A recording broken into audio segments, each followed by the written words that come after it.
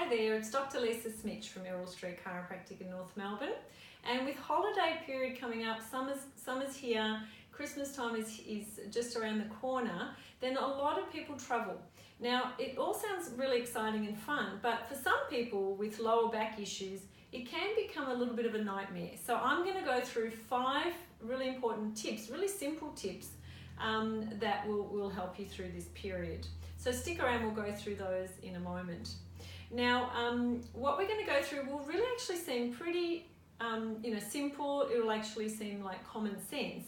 But when it comes to January and February in our office, we see lots of people that have aggravated lower backs because they haven't done these few simple things during their travels over the summer period. So we'll go through those now. Now, the first one is packing your car. Now, if you're traveling away with kids, there's usually a ton of stuff to get in that car. So just really simply pack the heavier things close to the door. So when you need to, when you get to your destination, you need to take things out, then they're already there in front. You're not having to reach and pull and strain that back. So pack the heavier stuff closer to that door when you need to unload, but also obviously putting them in.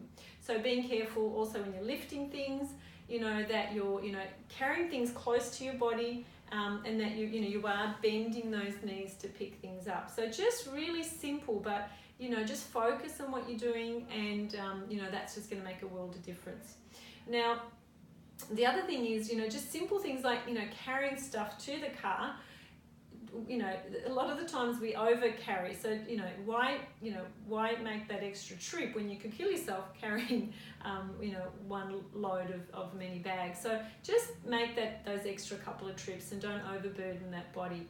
Now, the second thing is taking breaks. So taking lots of breaks. If you are traveling in the car or if you've got a long haul on an aeroplane, it's really important that every hour to 2 hours that you are getting up and stretching. So if you're in the car, that you get out and you go for a brisk walk. So you really get that body moving. Okay, so that's really important.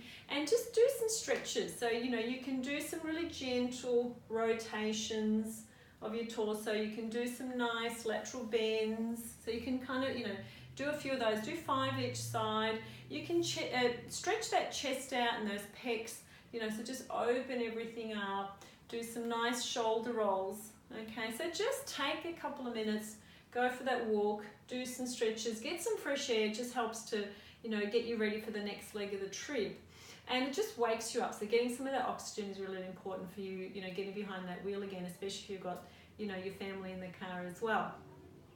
So take those breaks and do those stretches is really important. On the aeroplane, you can still be doing those stretches. Maybe not a brisk walk up and down the aisle, but you can definitely do some stretches on the aeroplane too. Now, the third thing is drinking plenty of water. Okay, so it's very important to keep hydrated. Cars can get warm. Aeroplanes are really dehydrating. So drink lots of water.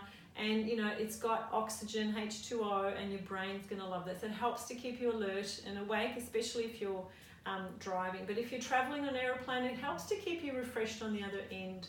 It helps with that jet lag as well. So drinking that water, and also if you're drinking water, it means you're going to have to go to the bathroom. So it kind of makes you have that stop periodically as well. So if you get a bit bored with water, you can pop in, a slice of strawberry or some mint or something like that.